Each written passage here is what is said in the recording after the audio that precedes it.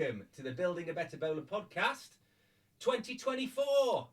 We're joined today by Mr. Potato Head, legend, a person who needs lots of announcements. He is ex-army, a guy I used to play rugby with. We're rugby mates. It wasn't really playing, was it?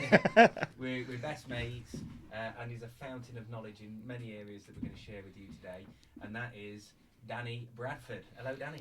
Hello, mate. You all right? Yeah, mega. Thank you very much. Happy New Year. Happy New Year, pal. Thanks for having me on. No, it's a pleasure. I've been trying to get Danny on for a while, and just organising diaries and things has been difficult. So we've got him on today. He is suffering a bit of probably tuberculosis. No, it's man flu. Definitely man flu. I'm dying. He's got badgeritis or something. Badger, I caught that off Damo. Badgeritis. Sorry, Damo's one of our friends in here, in the local village. We're his only friends. He looks a bit like Howard Shipman, so we might get him on, see what he did with the bodies. But anyway. So Danny's on because one of the topics we've discussed many times has been education.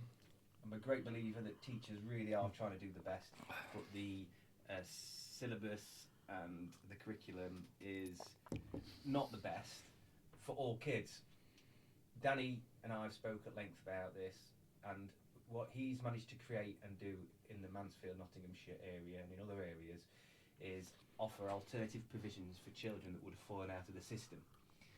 What many people don't understand is that when a child falls out of the system, the percentage, which we'll touch on numbers later, but the chances of them getting into drugs, alcohol, abuse, crime have increased massively, because it's a caregiver school is, and people don't normally realise that. And the ones that do realise it and have expectations of school take it for granted. So when I criticise schooling, it's not a direct jibe at any of the people involved or what they do, but I just think they could do better. But that, I think, is because schooling's changed. So from the early 90s to early 2000, it used to be the case of very separate to what was known in the community. So the school was the hub for education, where now the school tends to be the hub for the education, the hub where safeguarding occurs constantly, social workers, police, the amount of hats that teachers have to wear now just to get through the week. And that's why there's such high turnover with teaching staff, because there's no illusion that going into teaching now isn't just teaching. Teaching is more than just that, definitely. Yeah. Well, that's why when we've had conversations, I've become enlightened, frustrated, emotional. It's an amazing service that we have in the UK school system. It can do better, but it does fail in areas. But when the children fail the system or don't fit the system, that's where Danny comes in. Do you want to give a little bit of an explanation as to what you do, who you are, what qualifications you never really got, but you've a 25-metre dolphin badge. Well done, Danny. You want to see me do them lengths? Widths. He was a brilliant diver. Oh, great with armbands on. So sorry, Danny has got some qualifications. You got your 500-metre badge, but I got my 500-metre Rainbow badge. Yeah. Award. Yep. And the other one I found at the bottom of a Kellogg's cornflake packet. Yeah. Still got that. Yeah, still going on. Yeah. Spooky Dokey. dokey. Remember them? I can remember Spooky dokey. And straws. They had the straws. I was more of a crush the can and put the can next to the wheel, in between the bar and the wheel. You're like, yeah. Anyway, tangent again, aren't I? I'll be doing lots of that. Apologies. So a bit about myself, really. So left school with pretty much zero qualifications. So when I was at school, this is quite funny. We had 3 children in year 11 that the headmaster took us into the room and sat down with us. No. No. And the headmaster took us into the room and said, "Look, guys, we feel you'll be more successful if you leave school early." And this was in February. I was like, February 96. I was like, hang on a second, what? He goes, "No, we feel you've done enough for the school and the community. We're going to allow you 3 to leave early." I was ecstatic, you know. What year was that? I was year 11, so that was 96. I was absolutely, for me, I thought, well, I must be doing something right. The reason behind that was because of the impact I would have had on the other kids. Yeah. And I think because of what I'm doing now, and the history I've had working, well, the history I've had in schools of being a bit of a delinquent, a bit of an idiot at times, has made me who I am today. And makes me quite good at talking to the children I work with as well. You're on the same level, aren't you? You can need. I mean, joking Def- aside, you can offer. Um, I understand what it's like to yeah, be in their yeah, shoes. I'm going to try and pick the right word, but exactly that. Yeah. Yeah. And they can see that you're coming from a place of understanding rather than patronisation. Yeah, I'd like to think so. Yeah, so I was able to leave school quite early. You do say that like it's good. I was able to leave school like you were dead smart. Oh, dead excited. When I went home as well, my parents didn't even argue it. They knew what the crap was. But I always had this mindset of it didn't care what I got in school, because when I left school, I was going to join the army, and joining the army didn't need many particular qualifications at all either. So, yeah, able to join the army, and that was the best part of 6 years on the piss, having a laugh. One of the lads, and never really took it serious as a career. There's many of my friends who have been successful in the army, who have left the army, who are now working in other jobs in industry similar to the army and have a full pension, and brilliant to them, great. I would just, for me, it got to the point after 6 years, I think, where I had enough of being told what to do. So I decided, you know what, I want to leave and make something of myself. And a bit of a rude awakening when I left the army. I got my first job working in a local factory on my doorstep. Well, I say on my doorstep, about 3-4 miles away from me, and it was a night shift doing 6 till 6, so 12 hours straight, screwing lids on jam jars for about £46. And that was the best rude awakening I'd had, because I sat there with other people, and some of these people, that was their career, that's what they wanted, and I knew I wanted to make more myself. You know, on that though, do you know, this is where I think school could improve, is at the age of 14, 15, kids have a year or two out, statutory, where they have to go into work and then come back in. Because I think it gives you a chance, you don't become good at working until you start doing a job and understanding. And it's the little things, and I'm sure little things like being at work for 9:15 is not acceptable. Being at work at 5 to 9 or no later than at your desk for 9. Do you know what I mean? You've got to be in advance, not just on time. You've got to be part of a team, and then you learn like that. If you got kids sat screwing lids on, some of them will go, "This is me. I'm happy." Yeah. Fair enough. And then they know where they want to be, and there's going to be some. And there's no fault with that either, No, because absolutely. without them jobs, we won't function. And just if your expectations, happiness, are there, and you've got a happy life, you do outside of work, that is fulfillment. There's so many satisfied, happy people. That's perfect. But if you want more and you can only do that, that's where misery lies, isn't it? But they'd see it. They'd either motivate, satisfy, or realise, and then they can go on to do other things. But until doing it all, it's a bit like going, guess. It's a bit of a guessing game. Exactly that. Guess what you want to do now. Well, you've got no experience. It's one of the questions, though, isn't it? What do you want to do when you grow up? And I ask people my age, and even me, do I still want to be doing this in the next couple of years? Possibly in education. Same old? Probably not. It depends. I think as time goes on and you've got less things dependent on you, things like financial things as well, and children, you can then start to figure out what it is you actually want to do. Do I want to go back in the classroom and be more hands-on, or do I want to be like I am now, where I'm stood back a bit? But yeah, so I left army and did that. Sorry, go on. Sorry, obviously you're going to get to it, and this is where I'm shit at the podcasting, because I interject all the time. But the army side of things, there's questions for that. Is, do you think everyone should do statutory service? If you'd have asked me that prior to COVID, I would have said, in some circumstances, yes. I think that. That's a crap answer.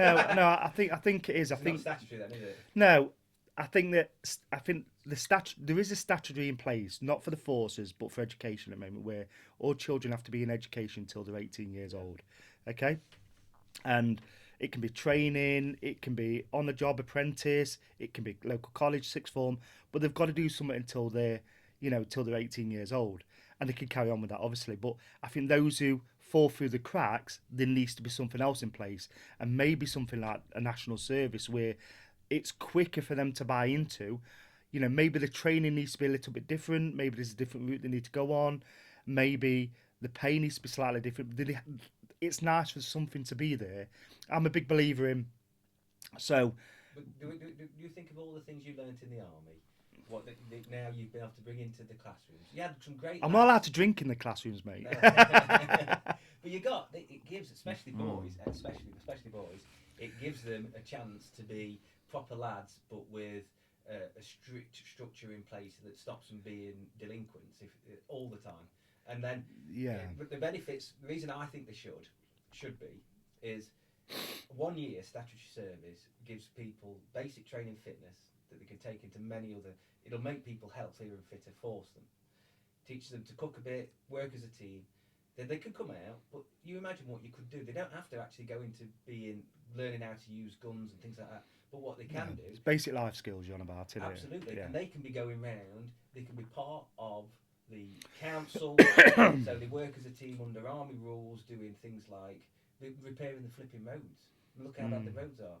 You know, they can go into schools and help. They can be a manual labour force for 1 year with army rules that go different places. So it's not exactly learning to be soldiers, but learning under soldier rules how to get a job done. Yeah, a different regime to what happens in Civvy Street, and I think that that is important.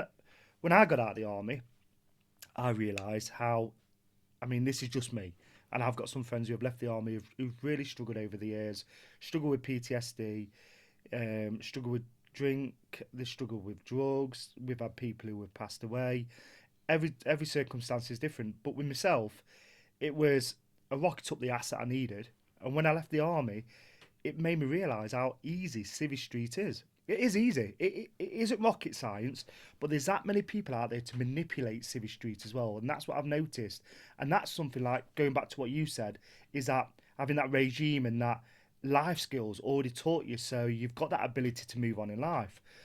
I mean, one of my first jobs after doing that was I was a store detective in a local school in a local school no in a local a retail park, and as long as you turned up every day, did your job, you was polite to customers. They asked if you wanted to do overtime, you went because I had no dependents, I had nothing else to do. They want to pay me triple time on Christmas Eve and New Year's Day. Crack on.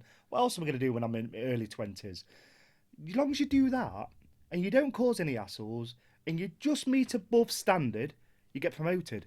It is that simple, but there's that many people out there that manipulate it. Can't come in today, car's broke down, or can't do this. Do the minimum and want the most for nothing, don't they? Exactly. The mindset that is of you seeing people. Do you know one real clear example of somebody that was inherently in their system completely different to mine that represented that? We were in Bannatynes and we sat down. There was a guy and got a tag on his ankle, and we were talking, and we were talking about the problem is like these guys were talking about the Bannatynes that we train at. It's being run down, and I was like, where's the pride? Surely, if you're the workman coming in here, you'd want those tiles to be right.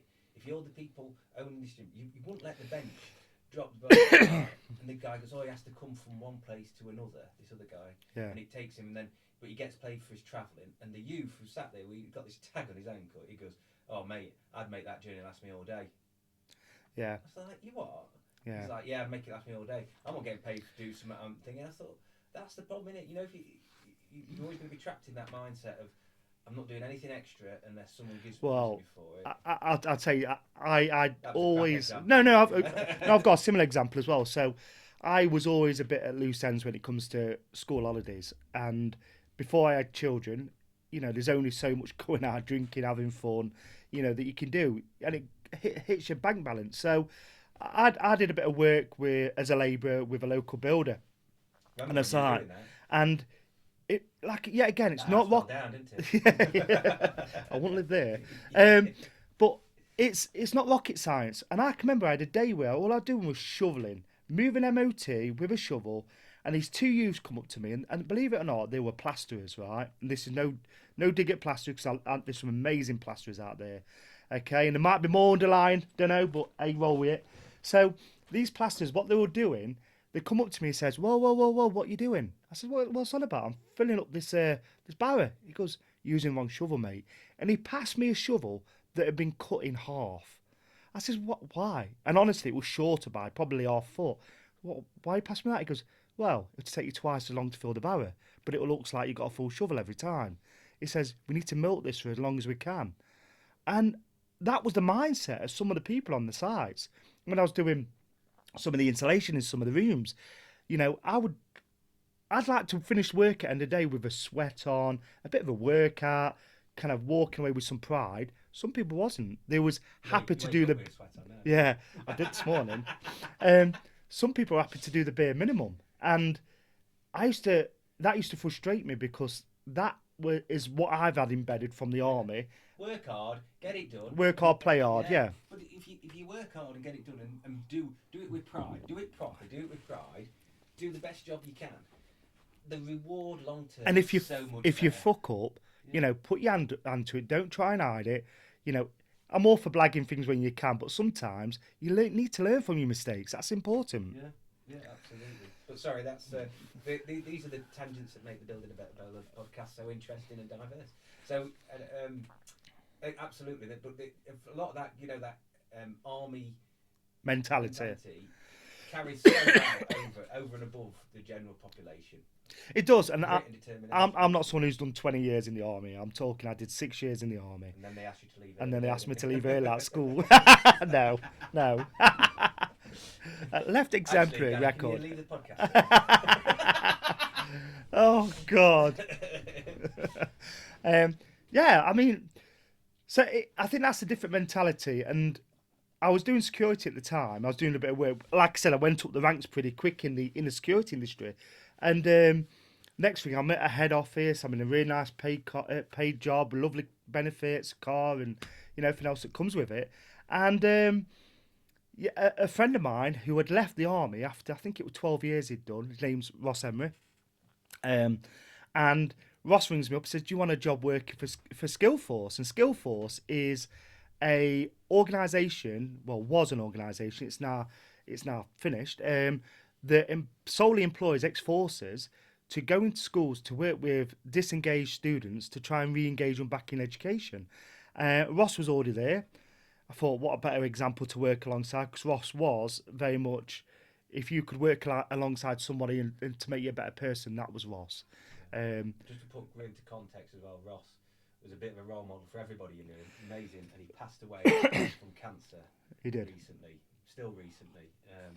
It's a big loss to everybody, but he was a really a role model and an exemplary sort of display of doing things properly, doing things well, never giving up, leading by example. He was a strong bloke that set the standards very, very high, but also be the first person to put down his tools and give you a hand at any point. I'd love to sit and chat about Ross, but he makes me upset a little bit, so I won't. But yeah, I can happily move on knowing that a lot of what I've learned of being a teacher nowadays is what I've learned from working with Ross. Because when we was at Skillforce, we was there for best part of 5-6 years, I want to say, or 4 or 5 years, and your team to teach. So there were me and another member of staff per room, and that worked really well. I had a day teaching where Ross would support the children with the behaviour side and also the emotional side of things, and vice versa. And you know, I would sit back and support the two students and look at Ross and think, God, he's just done that lesson brilliantly. I could bring that into my teaching and my skills too. So yeah, I ended up working with local schools, probably best part of maybe 20, 30 schools within Nottinghamshire, Derbyshire way. And, you know, we worked with a very difficult group of children who was very vulnerable and disengaged in education. They needed something else. And these were kids that are going to be expelled if some of them, you know, contained within that environment, though, I assume.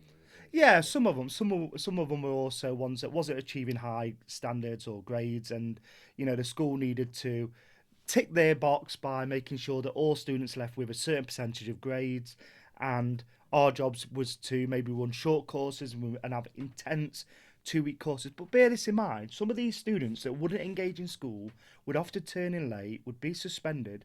We'd run these programs over the Easter holidays, and they would come in every day. And it's very much incentivised for them as well. We was at the point of get the work done, we'll do something fun, and we did that every single day. We incentivised every day.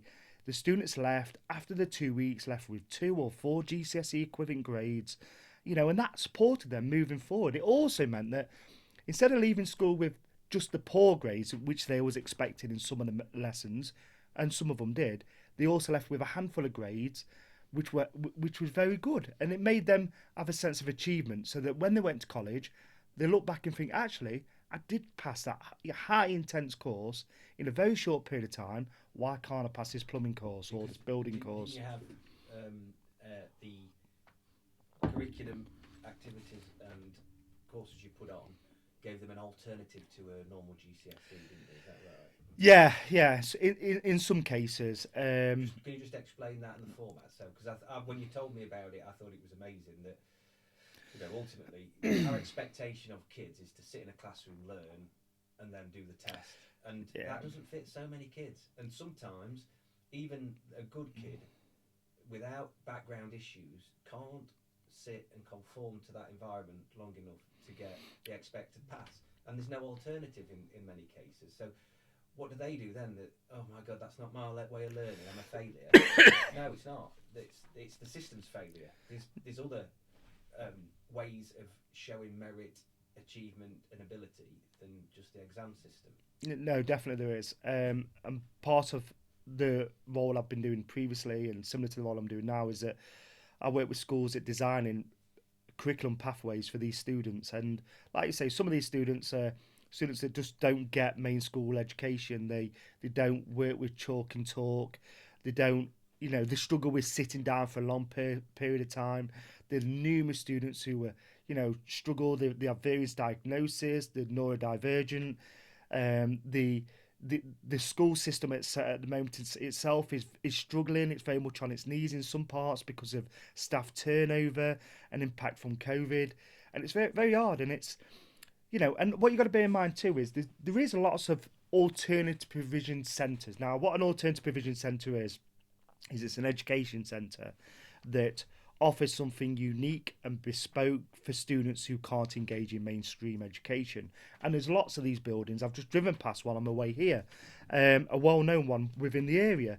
And it's great what they offer, because it means that some students, when they leave at 16 or 18, they're going to have some qualifications that's going to benefit them later on in life. But still focusing on your core qualifications, your maths and English, which is important. But within some schools, schools are very much focused on, we want the children to leave with 8, 9, 10 GCSEs or equivalent. And there's a lot of pressure. My daughter, Chloe, she is a typical school child. She enjoys her homework. She loves the challenge. She likes that strict, warm, strict environment of coming in, following the rules. She conforms to that. And believe it or not, a lot of students do. But there's also a large handful of students that don't. And in causing an issue, they will push back and they will fight back against the system. So what can we do? What else can we put in place to support these children's needs? So my job now is that I work with schools setting up curriculum pathways and on-site alternative provisions to make sure we meet these students' needs instead of just shipping them out. To keep them in education. Exactly. A different format of education. And you've got to bear this in mind. As soon as you say, right, okay, you're year 10, we can't meet your needs in school, we're going to ship you to an alternative provision centre. And there's nothing wrong with that. I'm a big fan of that. That's my industry. A lot of them now are full. Because of the demand of, because of the issues we had with COVID, a high demand of students now not accessing education or elected home educated, it's really took a pinch on the education system, not just main school, but alternative provision. I know several counties where they have 0 places for alternative provision students, or only short-term places, and it's wrong. I know schools that are spending an absolute fortune on shipping these students elsewhere to try and get them some sort of education, but also it isn't the education what's right for the children, it's what's on offer at the time. So to try and retain some of that funding in school and reduce that turnover and offer something unique what the school can offer. That's my role. So I have to put together an education package where we can still offer the core qualifications, your maths, English, your science, but also vocational qualifications, like you said. So focusing on things maybe like bricklaying, motor mechanics, it can be public services, things like enrichment as well. So students take part on a regular basis in doing things like the Duke of Edinburgh, the John Mears Award, the first aid qualifications, the NEET support, so stopping up from being NEET, so not in education or training. So that's part of my role. And in doing that, we had a bit of a guinea pig centre in the Mansfield area that within a short period of time was voted nationally the best alternative provision centre in the UK. Because of the package that we could offer and because of the retention of students that we kept as well. So it wasn't a case of this student only lasted us for a short period of time and moved on. A lot of the students, I would say 90% of the students that we had, maintained that support and that provision for a prolonged period of time, left and went into education. So 0 NEET students. Every child went on roll with some sort of education provider or apprenticeship scheme when they left us. That's amazing. And those kids, I mean, I don't know if you know the statistics, but we're speaking with this with Keno as well, who's in well, he was CAMS, and now he's in a different area. But when a child drops out of education, most children have background issues that are from home, from mentality, from disabilities, learning disabilities, neurodivergency, that makes them reflect that in the classroom as well. But without the school there, and I know this, I was expelled myself. I got expelled from a number of schools, so I know what happens when you're out of school. Were you asked to leave school early? I was told to leave. They didn't ask me, and I was a bit of a shit. But when I was out of the education, it meant that I was exposed to other kids at much worse behaviour, in much worse and more deprived, dangerous and crazy situations than I was. And then you associate with them, you become a product of your surroundings. You do. So once I was out of school, and once children are out of school, the percentage chance of them getting into crime, being abused or abusing, drugs themselves, other people, never getting back into education, their outlook in finance, it decreases. I mean, they really are in a very vulnerable position. Yeah, they become institutionalised, and that's it, isn't it? That's probably one of the issues you've got to understand with some alternative provisions is that if there's very few alternative provisions on offer in the area, and you send a student who is, let's say they made a misdemeanor, they've done something really silly within school, but it falls within the school's consequences pathway. So they bring a knife in school. So one-off issue, they've never really had many issues in the past, but the school has to follow through and they have to permanently exclude. Then that's all well and good. If they can't look at a managed move, they try and permanently exclude. And is there anything available local to them? Now, this child might be a child who's done really well in education, succeeded in most of his courses, but then now is being put in a place where he is rubbing shoulders with people who have been persistently excluded, suspended, who have been involved in knife crime, county lines, various drug issues, abuse, antisocial behaviour in the community. And they need to feel that they're part of that. So when they start there, they can become institutionalised. And that's really hard because what do you do? The school can't retain them. They've got to maintain the safety of the other students and children around them. Do you then look at accessing alternative provision? Do the parents look at saying, okay, I'm going to educate them from home themselves, but we work full time? What else is on offer? And that's what my job is, to make sure that these students stay within the trusts, stay within the schools, and access a different pathway, but not necessarily completely engaging in mainstream activities, but have an opportunity or chance to buy into them activities into mainstream too. So your kids have special educational needs. Some have, some don't. Some don't, and all various needs in that area. Who would have slipped through the gaps. Once they've slipped through, we know that they're going to go in. The chances of becoming criminalised, drug abuse are so much higher. Well, So you look at the chances statistically for key stage 3, for a key stage 3 child to access alternative provision and then re-engage back in mainstream education. So then, working out the mistakes, re-engaging back in with mainstream school at key stage 3 is around 75% success, which is brilliant. So, if a child makes mistakes and makes a few mistakes, they might have a bereavement that's really affected them and they've lashed out. And the school, instead of looking at permanently excluded, have opted for them to access alternative provision. And then they've gone through the alternative provision, they've had the counselling, they've had the support from CAMS, they've had support from other places, re-engage back in our transition plan, back into main school, and successful. It's great, 75%. You then look at going into year 10. And that drops below 25% chance of it being successful. You're looking at year 11, you're looking at less than 7% successful. It's not going to happen. It very rarely happens. And it's part of the reason why now we look at, the government guidelines expects you to offer various different types of alternative provisions, so different tiers. So a tier 1 alternative provision could be that they access a couple of lessons, or they could be looking at accessing a day or two at alternative provision site. Still mix, yeah. So they've got a bespoke education. A tier 2 provision is something that offers more a short period of time. So there might be an alternative provision for a term or two, let's say, or they might be there on a respite. And then a tier 3 provision is what I'm generally working with at the moment in time, is students that are going to be there full time. Then you're looking at key stage 4 students. And put this out there as well.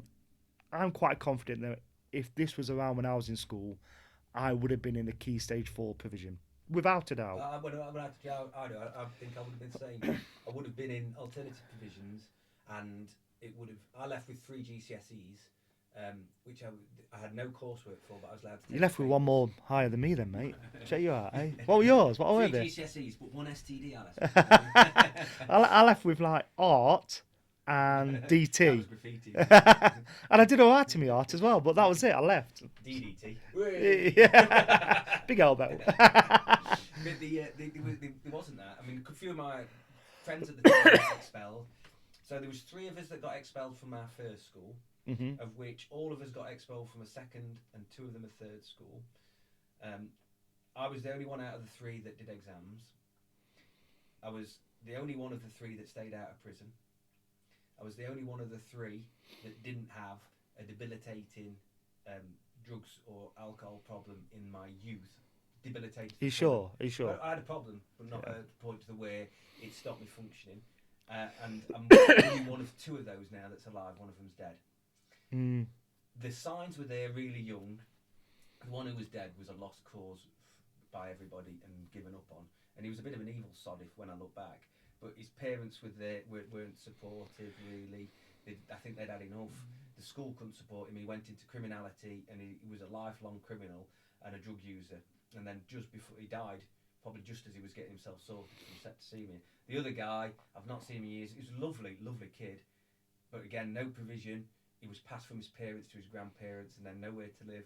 So without that, in the daytime, it just manifested itself in bad behaviour, and there was nothing to support him. And then obviously when you leave school, all of a sudden you've got to grow up, and you're thrown in the deep end, aren't you? No schools, and no one wants to employ you. And then if you're not got a good work ethic and skills, and no one wants to employ you, like you say, institutionalised, and you're on the benefits. And it was probably easier to get employment, I would say, in the 80s and 90s than it was now, because a lot of cash in hand and a lot more kind of jobs around, probably. Yeah, my first few jobs were. I mean, I was working cash in hand at 13.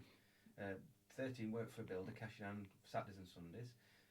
Absolutely lethal, but I learnt a lot. Yeah. And I would do it again. And I wouldn't, if my kids had the opportunity to work on a building site, I'd try and pick a safer one. Probably wait till it's legally allowed. I'm going. Did I tell you about the time they made me bring the electric cable down the scaffolding? No. So they got this metal electric cable. It was all battered and it had been raining. And if you touched it when it was wet, it had like a buzz electric shock. Not a full-on one. So it was almost that's fine then. You'd hold it and you'd drop it. Excuse me. But you could keep hold, like if you. But it was like it was painful. It was bad, just a buzz round it, even close to the like a. Excuse me. The owner of the building for the time, say up country, go and get that extension down, but don't drop it. It's my best one. No, honestly. And he stood there, so I went up the scaffold and I got it. It's like, oh, he goes, you best not have dropped it. I goes, I haven't. And I come down and they were all pissing themselves when I went bottom. But I'm not going to say you need that because that sounds really dangerous. But no, I think there's things like that what makes you tougher in life. And I certainly know in the army, some of the stuff that we did, I look back now and I was a complete idiot, a bit of a twat to be fair. I can remember, and this is funny. So our good friend again, Ross Emery, his father-in-law at the time, I believe he was a captain or major, Neil Oswin. Big shout out to you there, Neil.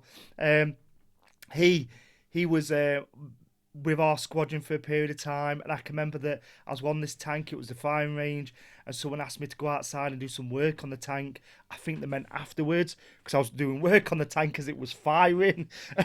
Probably the most dangerous. And I can remember him running up. Down the end of that, Daddy. I can remember why my ratchet going onto this as it's moving like 2 or 3 foot either way after it's shot around. And I can remember him just running up and grabbing me and shouting at me, "What the hell are you doing?" I was like, it was that guidance and that, sometimes, I needed someone being a bit hands-on with me to put me in my place. But, but on the flip side of that, these people were people I looked up to who I aspired to be like. So, yeah. The bit of banter, that's again a tangent. I've got some banter, but I can't. There's things I've got to be mindful of. I appreciate you're a professional and you've got to maintain that. So going back to the education, so the beautiful thing that you've created is that these kids now have, when they don't fit the usual curriculum, let's say, they've got an alternative provision.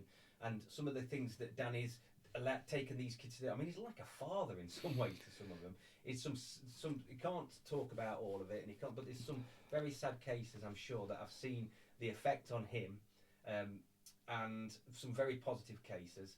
But these kids, when some of the things they get to do, means means the difference between them engaging, learning, and succeeding as compared to being sat at the desk. So, one of the most successful things that we started, as well as looking at the curriculum package that we offer in schools, is trying to get the buy-in from teachers, because it's something different. They're used to the normal environment of students accessing 5-6 lessons a day, GCSE lessons, and not a massive enrichment program. And I'm a big believer in get the kids outside, get them walking, get them engaged with things that, just outside the comfort zone. I can remember pulling up to the bottom of Mamtor in Derbyshire, and the children asking us, where's this hill we're going to climb? And I pointed to it, and a few of them told me to F off in, quite an abrupt way.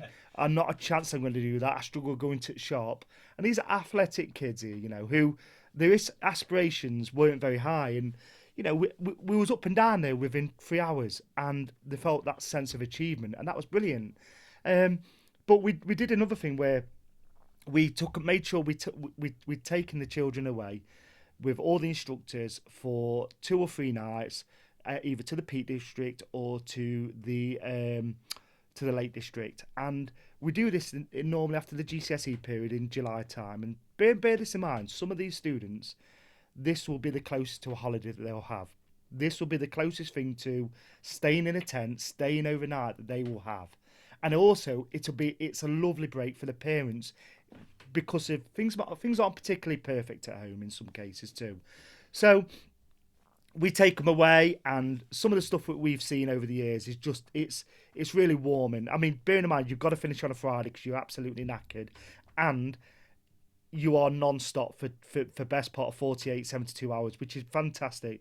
But we've had children who have never stayed overnight, have finally stayed overnight. Children who have refused to take the hoodies and jackets off for 3 years. And some of these students sleep in them items too.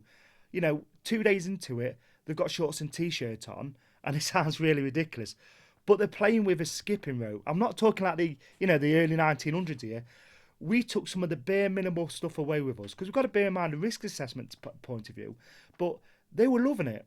Get them on a rope swing. They're brilliant. You know, putting their feet into Laugh Kildale into the water. Being kids.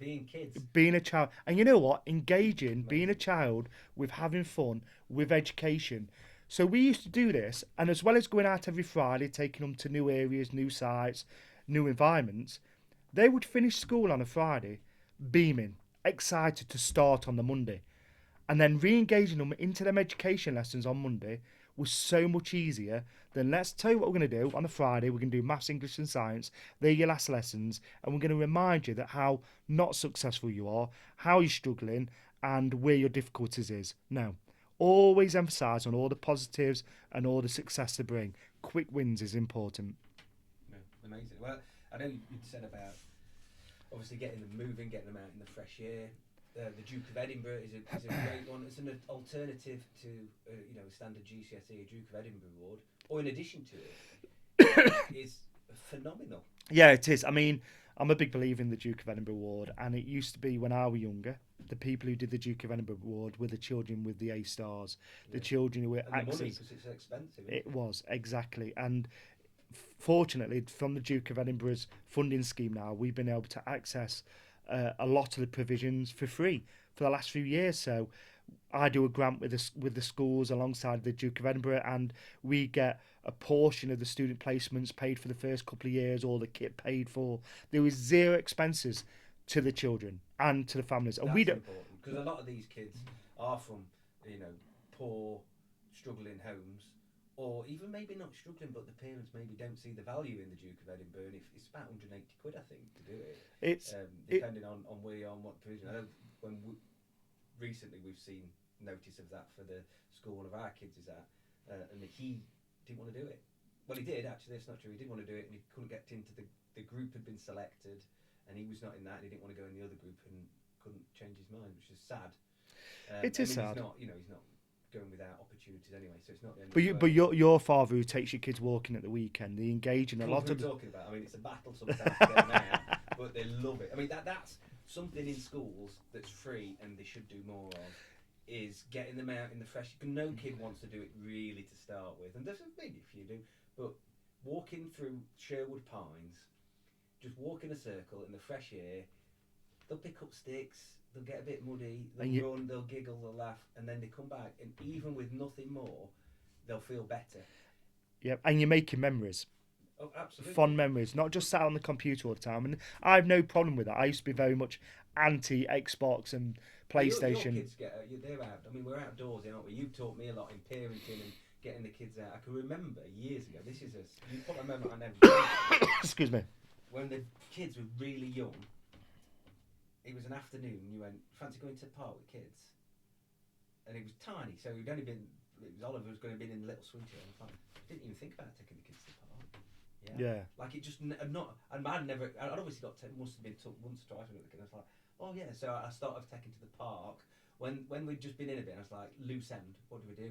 20 minutes at the park, and it was a big thing. And I was like, flipping out. What? It changed very quickly the way I was thinking about parenting. I was like, like you say, little wins, fresh air, out, bit of movement, brilliant. But I never thought. And later I thought, how many parents don't think take the kids for a walk, it just doesn't occur to them. They never saw it. They don't. They maybe don't want to do it themselves. So when you've then got kids in a school environment who are being taken out in fresh air, made to build rafts, bases, dens, walk up a mountain, all massive achievements, fun stuff they might have. And be kids without that.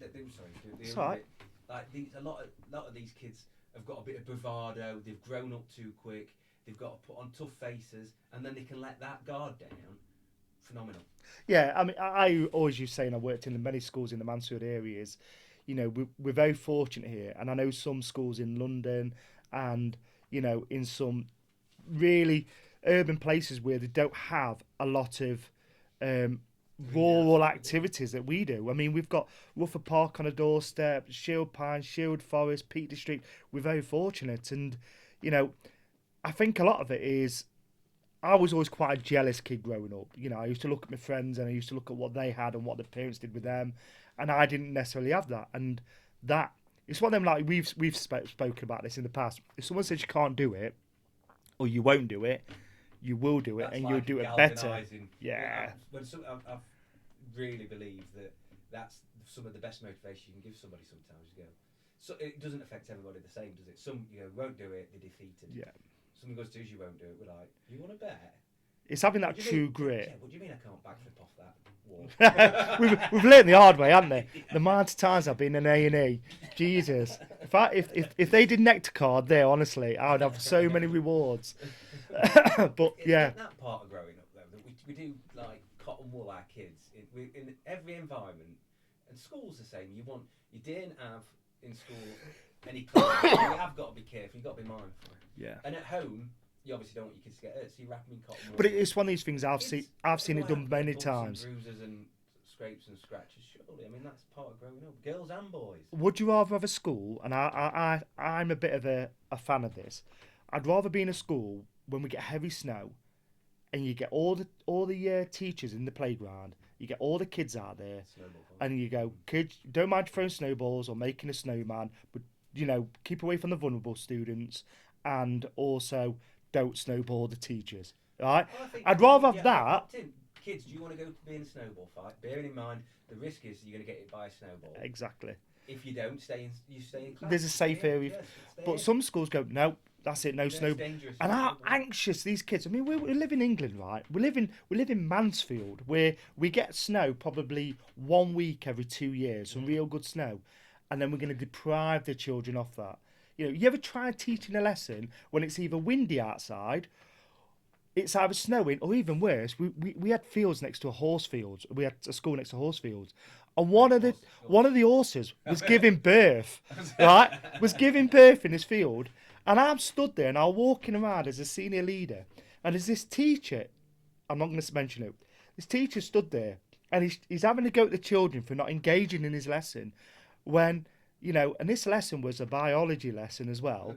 And you had a horse giving birth in the field. Literally, I'm telling you, less than a stone throw.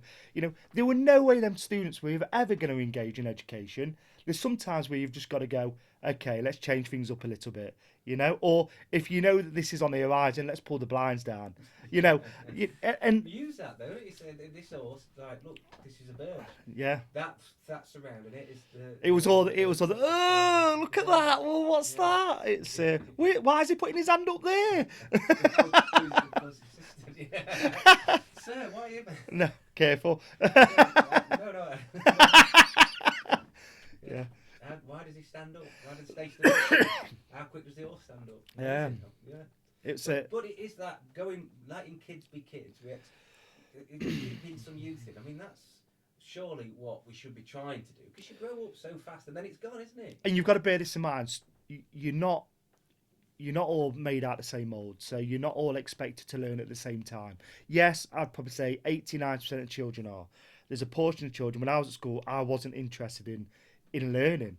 I was more interested in truanting, winding certain people up, being a class clown. That was definitely me. I can remember truanting and giving. I think I truanted for about a week, and I gave the teacher a handwritten letter. Bearing in mind I'm dyslexic, a handwritten letter that said I'd broken my leg, and I want in school. Okay, and the teacher looked at it, laughed a little bit, chucked it in the bin. I never got any phone calls home, because we didn't have a landline then. You never had any letters, and if I did have a letter, I was always home before my mum and dad, and I got the letter as well. So I was a delinquent. I was hard work in school, but I wasn't ready for education. An alternative provision, if I had somewhere where I could be out daily, doing my Duke of Edinburgh, doing some work experience on a regular basis, I think that would have been a lot better. I'd been more engaged. You say that, but there was lessons I was good in, and I look at reports now for my kids, and I can see the ones where they either get on with the teacher, that's or important. they enjoy the lessons. And the subject is not always what determines their enjoyment. The teaching of the subject is, quite often. And if 1 year they'll have a great year, then they have a bad year, and they'll say, I hate that teacher. And that teacher hates them. They don't see eye to eye. I always used to say to the kids, I to them, I says, you've got on with us, we've got great rapport with you, but you're year 11 now. I can guarantee by February time, you're going to hate me. And these are students that we have fantastic rapport with, and we don't understand. And I would openly say this to parent meetings: your child is going to come home thinking I'm being really harsh and I'm on the back. I said, we've been lovely, we've built that rapport, we've built that self-confidence, we've built that self-esteem up now, but, you know, let's rip the bandage off. You're in year 11. This is the 1 year that really matters. And what people don't understand is that if a child leaves school, and I wish someone had had this conversation with me when I was young, if a child leaves education and they leave with maths, English, let's say, you leave with 4s and 5s, it means you don't necessarily have to redo them again at college. So it means you can go into a level 2 course, and that means at college then, you're only at college for a couple of years. If you don't get the bare minimum, the basics, when you go to college, you're going to be at college 4 or 5 years. That means that when you leave in year 11, the year 9s will either catch you up or overtake you. And if someone had told me that when I was in year 11, you know, Billy in year 9 is going to overtake you. Yeah. Me personally, I'd find that a little bit humiliating. You know, but I didn't have any other factors outside contributing. I weren't abused, and you know, I want to say I was an 80s kid, so I'm down the roads of neglected. Probably not, maybe at times, but you know, it made me tougher. Yeah, but I wish someone had said that to me, and that's the conversation that we have. And I'm a big believer then that we work with schools and make sure that students either get the GCSE equivalent or like a functional skills equivalent or a GCSE grade. Take maths, right? A, B, C, D. Okay, that doesn't tell me as an employer what part of maths that person's good at. Just that they're good at the maths as a subject. Surely there should be basic literacy and numeracy, so times tables, adds and division. Yeah. There should be so there should be basic everyday maths, calculating to certain things, and then advanced. Because you don't need to know the advanced stuff for 99%. So why even have marking it? You should. So your basic maths, you got a 1, 2, or 3. Okay, that's what I need to know. The middle to advanced maths is you got a 2. Brilliant. Okay, you can do everything we need. This one he failed miserably. Right. Okay. Well, we don't need any of that anyway. That's the bit. And that's similar to what we offer. Break it down. Alternative provisions. You need to know what Shakespeare wrote to be good in most jobs when it comes to reading and writing. Dear fuck. I want to sit on the fence because I know some fantastic English teachers who would beg to differ. It's not the teachers, but the way the teachers teach what they're given. Yeah. But the marking system, the exam system, you could go to a child who is rubbish at the maths as a whole, but could tile a floor perfectly. Yeah. With knowing all the angles. Yeah, great. Exactly. Yeah. So you're going to need that. So let's give your result based on you've been able to add angles. Do you know the things you're going to use? There's so much in maths you don't use. And I think same with science. And I think that's where you look at. An important subject. So you've got the functional skills out there, and I think that's what really you're tapping into now. Is exactly. that so when we're working in alternative provision, we'll have a group of students, and it's more stage not age as well. So we will have stage not age. So we'll have a classroom where in that classroom we will have year 10 and 11 students, maybe some 9s, but then the 9s, every child who comes in have a baseline assessment, so we understand their current ability. Now, some schools will say their current ability, right? No, careful. No, current ability. It's me cold. And so we understand their ability. And when we used to have alternative provisions open to external students coming through, we used to solely rely on the information from the schools. Now, bear this in mind, a child might not have been in education for 6 months. Yeah. And the last assessment they had might have been brilliant before the bereavement, before there were suicidal tendencies, before there were drugs involvement. Okay, that's a massive factors to impact that. So we do an assessment to understand what their current levels are, where the gaps of knowledge is, and how we can support them. And you'll have some students who'll be brilliant at English, be dreadful at maths, be fantastic at science. You know, wants to continue with the history, we can work around that. But in the maths, we might say, do you know what? Instead of doing GCSEs, we're going to do functional skills with you. Okay? Like you say, it's more life skill related functional skills is. Okay? So students can do that, and you can do it on computer, you can do it by paperwork, there's various methods as well. In the past, I've had every child do GCSEs and do functional skills if their attendance is good, just by edging our bets, because you'll find some students will leave with, let's say they'll leave with a D or an E in GCSEs. I'm going back to the old grading system, but in functional skills, they might get equivalent to like a 1 or a 2. A 2 is like a C, a CB grade. So that means then they don't have to go to college and then redo that at college. We've just edged the bets there a little bit because functional skills is a little bit easier. It's more life skills dependent as well. So my job is to make sure that the baseline assessments are all in place, that it's the right assessments for the students, and that we've got the right skills and teachers to offer where there's gaps of knowledge. They're taking away the some of the hands-on thick subjects in school, and you giving them back is, I think, It's I find that really sad. There's some schools I go to and they don't have food tech. They don't have food tech. They don't have CDT, crafty is all of one. I remember doing woodwork. I loved woodwork. They stopped motor vehicle the year before I would have done it. So I was like Millhill before they chucked me out anyway, so I wouldn't have got there. But I was year 2, year 3 started motor vehicle, then they stopped. The year I got to school actually. So that's like, I'm like, but that's like a massive life skill, a huge life skill. And I would have loved it. I was so excited to do it when I knew my brother said you could choose motor vehicle, electronics. I was like, I want to do electronics, I want to do woodwork, I want to do motor vehicle, I want to do textiles, I want to do food tech. Like, I didn't want to do the other stuff, but took loads of it away and then made it into one subject. And but I made this amazing wooden cabinet. It was fantastic. Everybody was walking like, you made that, you made that. I'm dead proud. I loved it. I got great, and the teacher was boring as hell, but I loved the subject. So I never missed a day, truth on those days, because I knew I was going to it.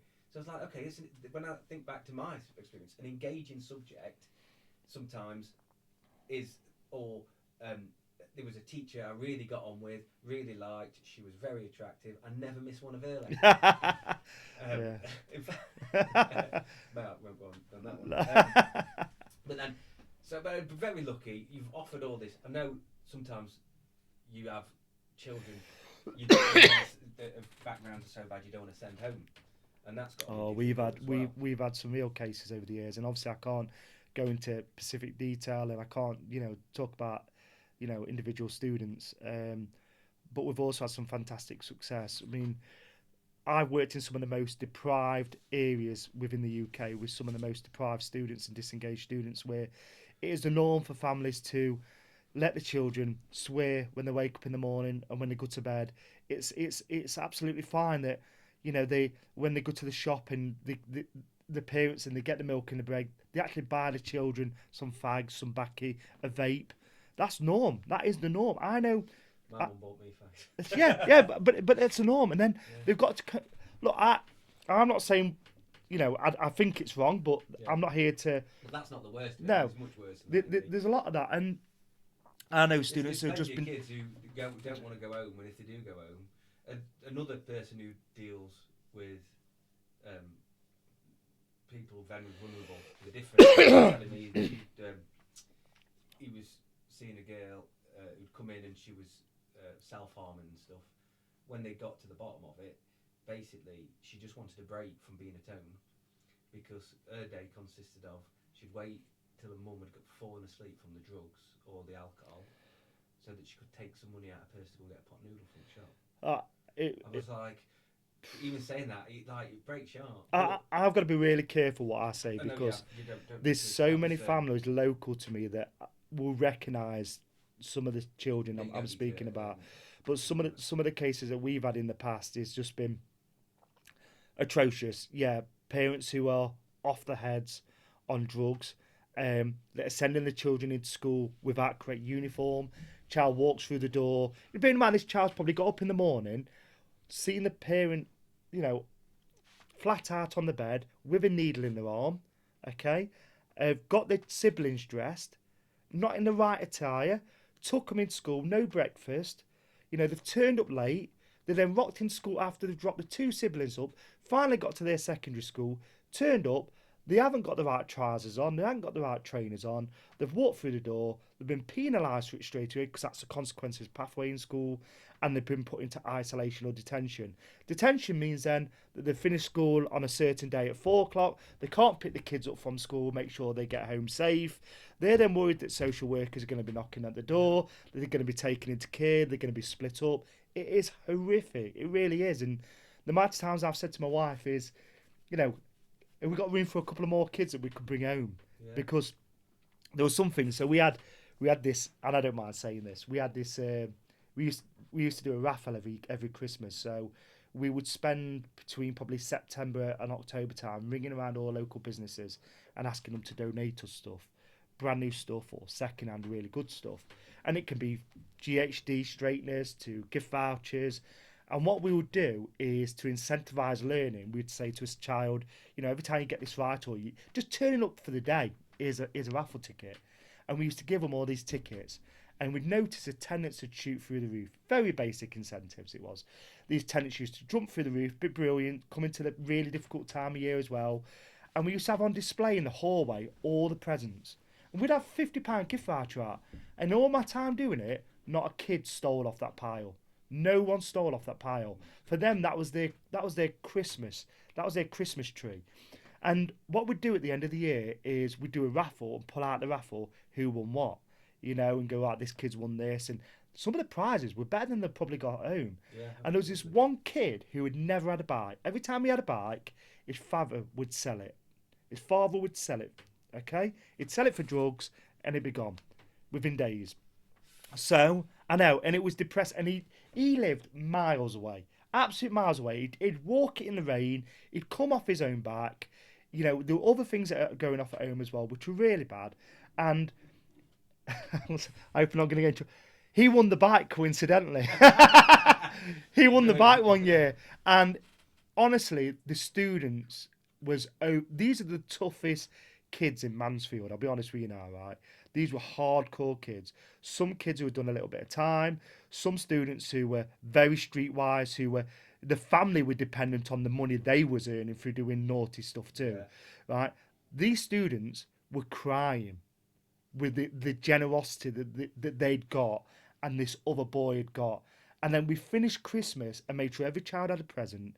That every child as well, what we did is, once we finished for school, we did the day later, on the Monday, we drove around every single child's house to make sure that everything was okay.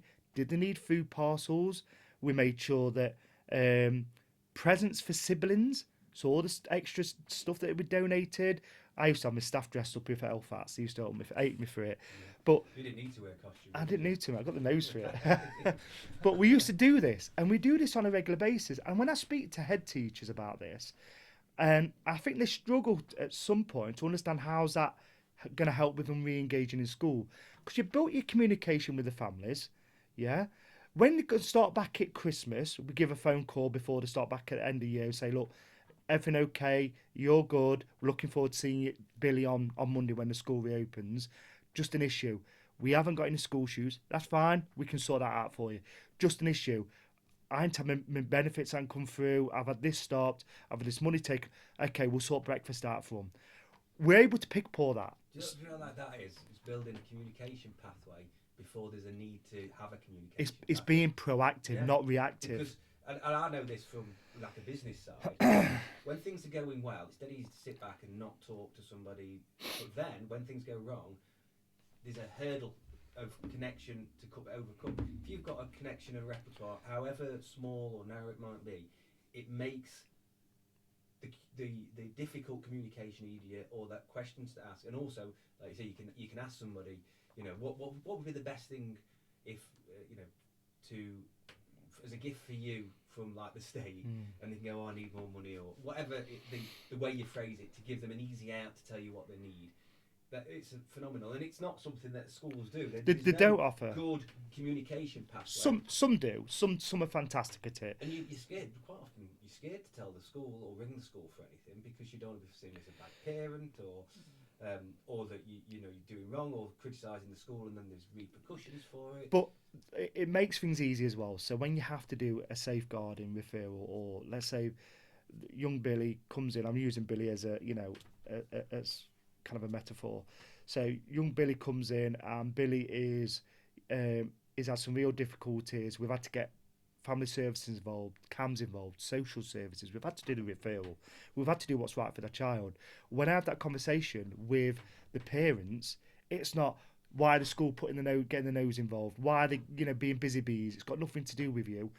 It's makes it so much easier when we've built that rapport with the parents and gone, I'm ever so sorry, but we've had to make this referral just to make you aware. And the social services are allowed to tell them who's made the referrals as well. So it makes things difficult for us. We're trying to build bridges and we're trying to maintain that kind of that. I'm not saying animosity, and we're trying to be impartial to a lot of things, but we've got to take some responsibility. And it's the same with summer. We break up for the summer. We do the same thing. We make sure that when we break up for the summer, if there's anything they need, food parcels, we get all the food parcels arranged. There's if children. I used to work in a fantastic school in Mansfield. That they don't do this. School doesn't do this no more. But our head teacher had a fantastic initiative to open a school on a Boxing Day. She opened the school, the main hall. It had free brunch, so as much sausage, pancakes, you name it, you can eat it as you want. Served by the local mayor, which was great. I'd volunteer my time. I'd pick people up from the shelters. We'd have the homeless come in. We'd have the homeless from the clientele from the centre of town that nobody really gets on with, that had a bad reputation, the people involved in drugs. They would come in and be respectful, and the doors were open to everybody. There were people who, for no family, had nowhere to celebrate Christmas, would get on the karaoke. All children would have presents. I dressed up as Santa a few times. And it was fantastic. And that was a beacon in the community. But this is what I said to you at the beginning of this podcast. We're not just an education provider no more. A school is much, much more. And when people say, and this irritates the hell out of me, is when people say, "Oh, teachers get so much time off, but they don't work." Yeah, they get to finish at 3:15 every day, and they get some holidays off. There is so much more going off. Wow, I can tell you now, as a inspiring young teacher, I was in school by 6:30 most mornings. Didn't leave till 6:15 most nights, and then I worked most of my holidays doing fun camps for children to re-engage. But mate, not all teachers do that. I mean, I don't. No, they don't. Teachers, and they shouldn't have to do that. No. No, you are unique sometimes in. My wife says that I'm unique. Yeah. Freak. No, freak. That's no. What? You freak. But you do offer more and do more, and obviously. It's not just me though. It's the team around us. Yeah. So, what would you say to any parent? Like, advice can you give to keep kids engaged in any education? Whether you believe in it or not, it is a good thing that they're part of learning and kept in. Unless you're going to give up your own time to do it yourself, what's your sort of go-to advice that people can do to help schools, to help each other? It's all about, for me, it's about raising child's aspirations. It's about seeing what they can achieve in the future, and to do that you need to provide brilliant role models, people who can step up to the plate. And the trouble is, and it's all well and good people going, yeah, I can be a role model, I can do that, but there has to be some consistency with that. A role model isn't someone who's going to stand there and then praise them for the good stuff, but it's also picking out the bad things to do at times, and letting them learn from the mistakes and pointing them in the right direction. And that's what I think alternative provision does well. Is we're very good, and I know a lot of staff in APs across the UK that they're successful because of their temperament with the children, their tolerance levels with the children. And some children aren't main school, and if you're having difficulties with your child engaging in school, always look on the local offer. So your local offer is always on the school website, or it's on the county council website, where it'll have directions of all the support that's available in your community that's on offer. Speak to the school Senkos. Even if your child, you feel, might not have any underlying diagnosis or learning difficulties, there might be other things that are going off, social, emotional and mental health, behaviour issues. The school have a lot of professionals in place that can support. Some do.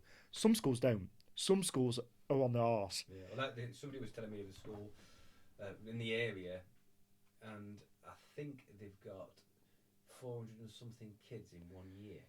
Is that right? Or is it 280 kids? 280. And I was like, that's massive. Yeah, it is. Not 280 kids in 1 year. I was like, in 1 year? Yeah, it's a massive year group, that is, yeah. Yeah, and then I was like... And it's fine if you've got the building, the staffing, and everything else is there. All the class sizes are at capacity, which a lot are, but not at the school's chosen capacity, at the state-led capacity, which is high. I mean, class sizes, ideally 20 kids in a class would be great. To 2 teachers, beautiful. But Yeah. I mean, it's But also the flip side of it, I mean, a lot of schools are doing in mastery lessons now where they'll have a few sets in the main hall, and they'll have maybe 2 teachers in the main hall working with a couple of like 2 or 3 classrooms at the time. If these are on board, I'm going to use kind of on board robotic, A to C grade engaged students. That's absolutely fine. I have no problem with that. I think that's really good. I can tell you now though, I've I've taught it at A level, at sixth form colleges, and I get entirely bored with the robotic of children being so um, bought into the environment. And I don't know, I like a bit of a challenge, and I like a bit of You pushback. don't want a class full of kids that just do as they're told. I'll be honest, and you do you it have for the best part of 10 kids in an AP class that'll be more difficult than character having building. 40, 50 children in a normal class. Without a doubt, without a doubt. And then what schools get wrong is schools say, tell you what we're going to do, that AP class, we're going to put a teaching assistant in there to run it. That's no discredit to any teaching assistant because there's some amazing ones out there. But as well as being an assistant in there, a behaviour specialist, a social worker, a part-time police officer, a teacher, these are all the things you've got to have in your hat. And you've also got to be somebody that they have respect and A role model. authority for. That's why the army thing I always think is good, because kids, if you see somebody who's a bit easy, soft and wet, you'll push them and use them. You push your boundaries. And if you see somebody who's you've got slight, almost fearful admiration for, and you know they're going to discipline, take no crap, you won't push him as far. And I don't know. No, absolutely. I've really turned the scales a little bit. Out of when you're a parent, right? There's parent A who gives them what they The want. disciplinarian. And then there's parent B. Yeah, well, parent A who's the disciplinarian, let's say, Yeah. and parent B who's not. Which one Gets respect and gets and shit the done. kids and the one who's a bit, so they go, well, they never do that for me, and you see it in other relationships, and it's the same in school. Kids will push and know where to push and what they can get away with, and they know a level. And when there's somebody who's got a very clear level and slightly more authority, and you need that over. It's why. I agree with you to some extent. I'm a big believer in building rapport with children. I'm a big believer going the extra step. I can remember taking on a school in Nottingham that, they had best part of, I'm going to say about 20, 30 students not engaging in education. And I knew if I got 1 or 2 of the big players in, the rest would just fall in place. Yeah. But I put myself in some tricky circumstances here. There were times where I would go into some of the roughest areas of Nottingham, to parks where these kids were stood there drinking in the daytime, where they should be in lessons, just sitting on the park bench, having a chinwag with them, introducing myself, no pressure at first for them to get in school. I could have been stabbed out. I just walked in, look, I'm not here to have a go yet, I just want to find out what's going off. Yeah. After the 3rd time of doing that, and after I've met the parents and I've had a sit down and I've kind of met them halfway, then I can get on re-engaged in education. And then next thing I know, we're first term in, and instead of attendance being 0, the attendance is 20%. Right? Second term's in, the attendance is even better. They're engaging in education. They understand I'm not just a teacher. I'm not just going to shout at them when they make a mistake. I'd rather a student come in to me and not bullshit me as well. Come in and say, I weren't team yesterday, so I just truanted, couldn't be asked. Okay, that's fine. We're going to have a chat about that at some point, but at the moment time, I'm happy you're in today. Yeah. We'll work that out. And we do find that out. And there'll be other issues, reason why. Probably because they've been allowed to stay up on the computer all night and play on the Xbox, and no boundaries at home. Okay, so how can I support the parents with the boundaries at home? What more can I do? Yet again, this is us going above and beyond as teachers. So, yeah, I think you've got to be that role model. Being a dictator doesn't always work. And I can remember an English teacher only a few weeks ago, and they asked, is Mr. Bradford more of a dictator or a Democrat? And these kids shouted, dictator, without a doubt. You do it because that respect's there. If I've not shouted at a child in years, and teachers do it all the time because it's a very stressful environment. If I have to shout at a child, I go home and I'm disappointed with myself. Because I can remember being on the receiving end of that when the teacher shouted at me all I want to do is tell the teacher to fuck off. Yeah, because shouting and getting angry does not improve any situation. No. What you're doing then is, I suppose, you're trying to force your will onto them in a elevated manner. I'm not angry. I'm just disappointed. Yeah. We've all had that. Just not even that. Just the. And sometimes, I mean, this is different. In an AP, you will have, and I always say this to teachers. I had a teacher the other day, he said to me, I'm fed up with that up there. I've had a kid swear at me, blah, blah, blah, blah, blah. I says, okay, that's 1 out of the 12. How was the other 11? Oh, they were fine, they engaged. It's 11 of the most hardcore children who have not been in education at all have engaged in your Macbeth lesson. And they're like, yeah, they have. I said, take away your wins. Yeah. Some lessons you're going to have 9 out of the 12. Some lessons you're going to have 5 out of the 12. The staff are in the AP to support them other issues and to build on the rapport and to try and eliminate that in the future. Take your wins. That's really important. It's so easy to just focus on the negatives because you'll focus on that negative and then your kids, ideals is like, perception of alternative provision in the classroom is that one child for everyone. It isn't. Take away the good things. And that kid, normally, I've done a few things on this recently, on children shouting, anger and all that. They're normally, although they direct it at you, not angry or frustrated with you. It's a situation, a situation, or something they can't vocalise. And by shouting back at them, all it's doing is trying to shut them up and let them shout. And I've done that too. I've had a few things where I did something the other day and I told him he'd got to come off his computer. Yeah. Nothing much. Because you're being too loud, you're banging. Said it's getting towards the curfew time anyway. If I hear another loud bang, I'm turning the Wi-Fi off. And he lost on a game and banged it. It's only a minor thing, so I turned it off. Because you was consistent, weren't you? Yeah, absolutely. He come down, he said, "You such stupid little man." So I laughed at him, which made the situation. Oh God! I didn't shout back, and he was like so angry, and let him go. And I went upstairs, and I went, "Listen." After he'd come down, I said, "I know you're angry with me." I said, "I know you crossed because I've taken it off." I said, "You crossed because you lost, and then you had the punishment. You knew what to do. You need to control it more." And he's like, "Yeah, all right." And then that was the end of it. And do you know what? He's not done it since. Consistency is so important. But if I'd have shouted back at him, that would have blown up. If I'd have, that would have then gone from him going back upstairs to me shouting, making the situation longer. I could have dominated him with my voice and the fact I'm his dad and gone, "No, you went into bed, that's it." Yeah. Wouldn't have achieved anything. He would have just been bitter about it. I always make sure. So we have an Xbox in our AP. Right? We've had them in many APs, and it took some persuasion, but I'm a big believer in it. I think at break times, the kids though at break times it means no idle hands. They're busy and engaged. That's a big thing. Idle hands are the devil's playground. Exactly. So we've got a pool table, Xbox, and I'm always go, "I'll do the dad thing in a minute. Come on, bell's gone." And they'll go, "Oh, that's it." And now they literally switch it off. Because what I mean by that is I'll go over and switch it over by the plug. And I've only had to do it once, and I've had a fallout once or twice over it. Right? But then that's it done. They know the standards. They know where I am. They know I can be friendly about it. Right? I'm going to switch it off by plug and do it now. There's that banter level there that you have to have. But there's also a line. Yeah. And that's really important. And I think that the students know that if I ever get pulled in because it's really kicked off and I'm in the room and I'm involved, then they've taken it too far at that point. And I've had that in the past. I've had that where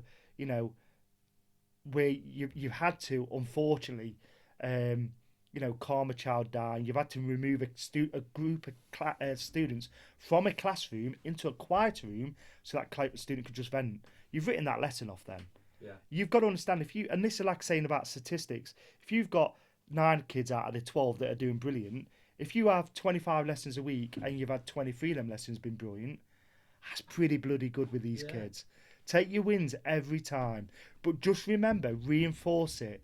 So when you come back in on the Monday and you're in front of the children, remind them all the good stuff they did last week. Don't remind them about all the crap they did on the Friday. Yes.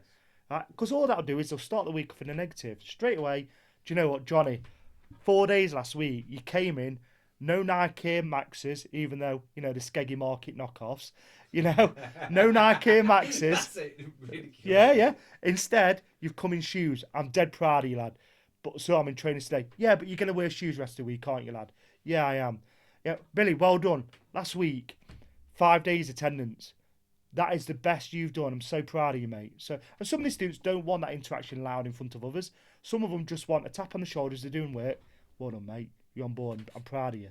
And being told you're proud of a child, you know, I never had that once in school. No one ever said, proud of you. And that, I think, has a heavy weight to it. I think that you say that and you can oversay it. You say that to a child and it's so important. It feels like they're being successful. It feels like they're achieving something. And sometimes it's easy to overlook the easy wins. Attendance, behaviour, attitude to lesson. That's the first lesson that you haven't thrown your pen at Mrs. Wilson. So proud of you, mate. That's brilliant. That's you taking a turning point. It's little things. It's praise definitely brings more out of anybody than criticism. Well, this has been lovely, Danny. I know you've got some prior engagements to attend, and I'm grateful for your time. We can go further. We'll do another one.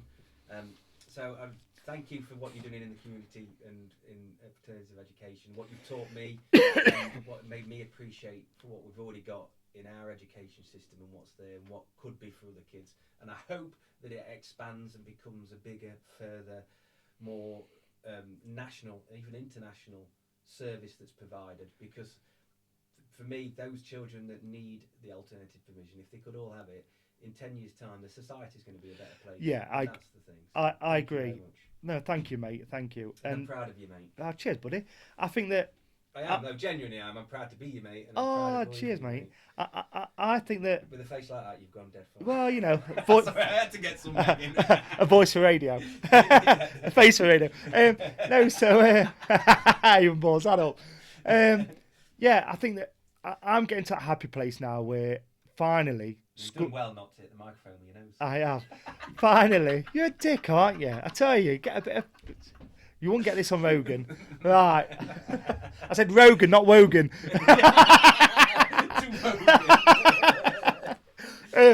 Yeah, I mean, finally, alternative provisions are being recognised as official schools. And people will say, well, they have done for years. But you know what?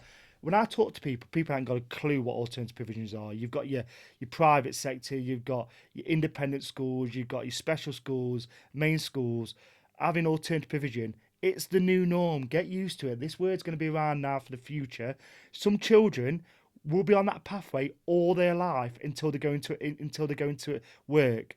And there's nothing wrong with that. There's nothing wrong with leaving school with 5 GCSEs. The school system and its normality doesn't fit you, and you found the alternative provision which does, and you excel in that, and be proud that you're doing something that's good for you, good for everybody else, and good generally down the line for society. So yeah, I agree. No, thanks for having me on. Cheers, pal. Much. Thank you. Thank you for listening. That's been Building a Better Bowler podcast with Danny. Thank you very much.